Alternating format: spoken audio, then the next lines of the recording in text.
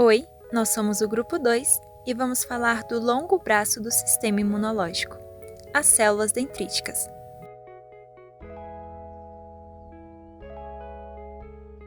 As células dendríticas são um grupo heterogêneo de células hematopoéticas, derivadas dos manócitos, e assim são chamadas porque eles têm longas projeções ramificadas que lembram os dendritos de um neurônio. São células raras, constituindo apenas 0,2% dos glóbulos brancos.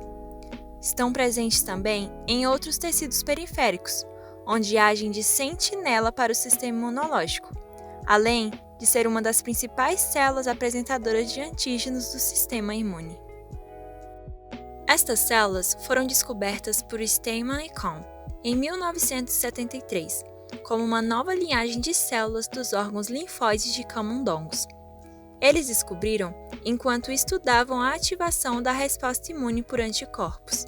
Durante o estudo, observaram que antígenos, linfócitos e uma estrutura desconhecida promoviam uma resposta imune.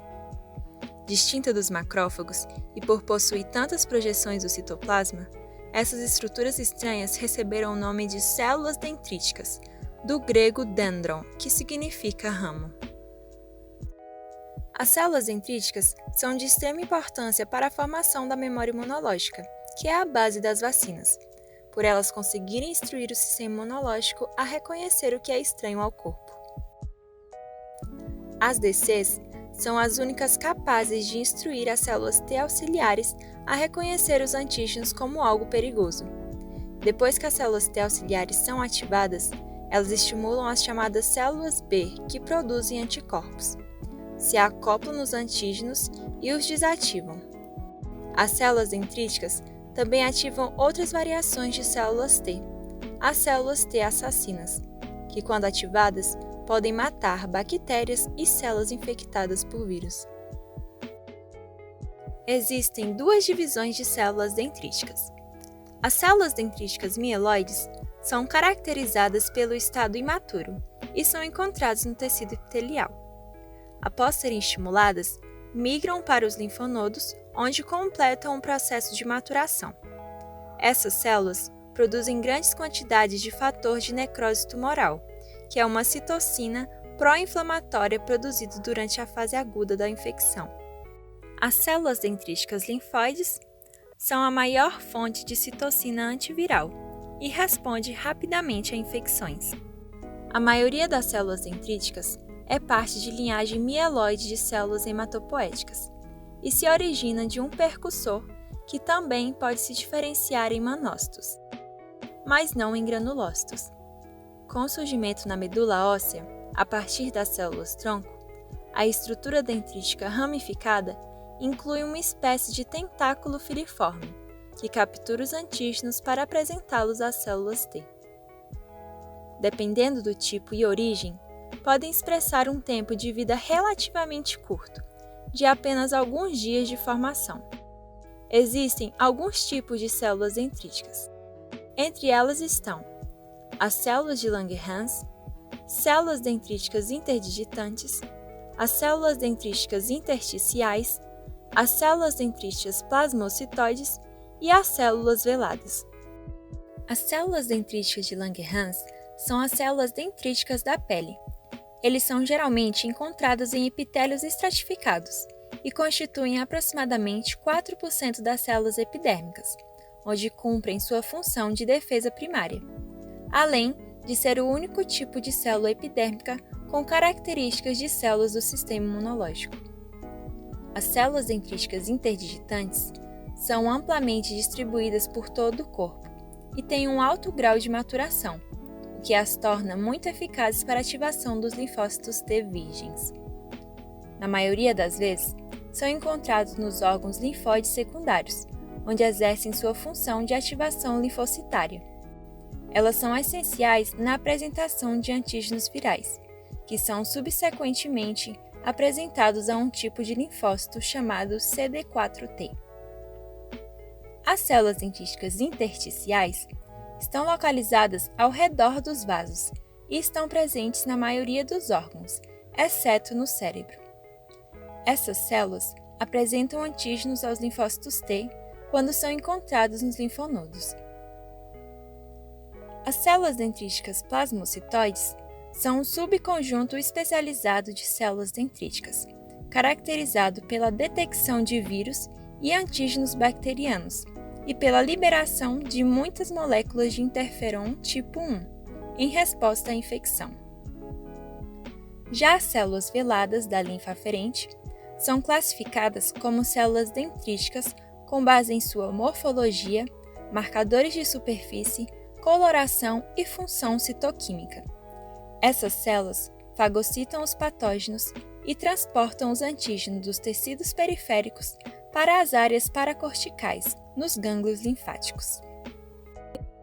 Outras células dendríticas muito importantes são as foliculares. Elas são células com projeções membranosas encontradas entremeadas a coleções de células B, ativadas nos folículos linfóides de linfonodos, baço e tecidos linfóides mucosos. As FDCs têm a função de ativar os linfócitos B, que vai produzir anticorpos. As FDCs não são derivadas da medula óssea e não estão relacionadas às células dendríticas, que fazem a aproximação antigênica aos linfócitos B. As funções das DCs são importantes não apenas como barreira de defesa do sistema imunológico inato, mas também como elo para a ativação da resposta imune adaptativa mediada por anticorpos. Para atingir sua função adequadamente, essas células devem ser capazes de discriminar entre as moléculas do próprio corpo e moléculas estranhas, a fim de manter a autotolerância. As células dendríticas orientam a especificidade, magnitude e polaridade das respostas imunes. De modo geral, as funções das células dendríticas são detecção do patógeno ou antígeno, a fagocitose ou endocitose do antígeno, a degradação intracelular do antígeno, a migração para o sangue e linfa e a apresentação do antígeno aos linfócitos, em órgãos linfóides secundários. As DCs são consideradas as células portadoras de antígenos mais potentes, sendo capazes de iniciar a resposta imune pela ativação de linfócitos T-NEV. Além disso, têm importante papel na regulação da resposta imune, mediadas por linfócitos T, determinando o balanço entre os perfis TH1, TH2, TH17 e a ativação de linfócitos T reguladores, TREG.